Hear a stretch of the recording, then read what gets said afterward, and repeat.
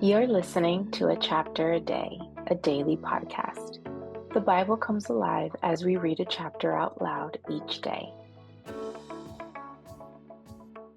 Good morning. We are doing our chapter a day. Today is June 9th. We are reading 1 Corinthians chapter 9. And you might hear some noise behind me. There's some construction going on, so we'll see how we do. Here's what chapter 9 says. It says, the rights of an apostle. That's the subtitle. Am I not free? Am I not an apostle? Have I not seen Jesus our Lord? Are you not the result of my work in the Lord? Even though I may not be an apostle to others, surely I am to you, for you are the seal of my apostleship in the Lord. This is my defense to those who sit in judgment on me. Don't we have the right to food and drink? Don't we have the right to take a believing wife along with us, as do the other apostles and the Lord's brothers and Cephas, which is Peter? Or is it only I and Barnabas who must work for a living? Who serves as a soldier at his own expense? Who plants a vineyard and does not eat of its grapes? Who tends a flock and does not drink of the milk? Do I say this merely from a human point of view? Doesn't the law say the same thing? For it is written in the law of Moses, do not muzzle an ox while it is treading out the grain. It says that in Deuteronomy 25:4. Is it about oxen that God is concerned? Surely he says this for us, doesn't he? Yes, and this was written for us. Because when the plowman plows and the thresher threshes, they ought to do so in the hope of sharing in the harvest. If we have sown spiritual seed among you, is it too much if we reap a material harvest from you? If others have this right of support from you, shouldn't we have it all the more?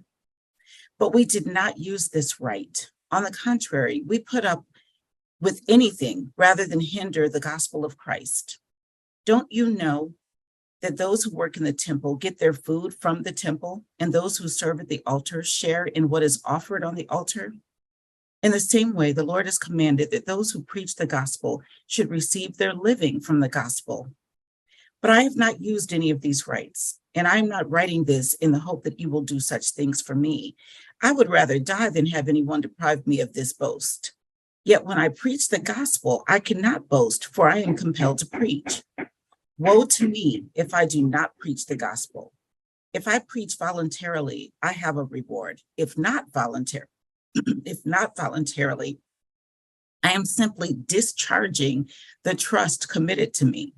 What then is my reward?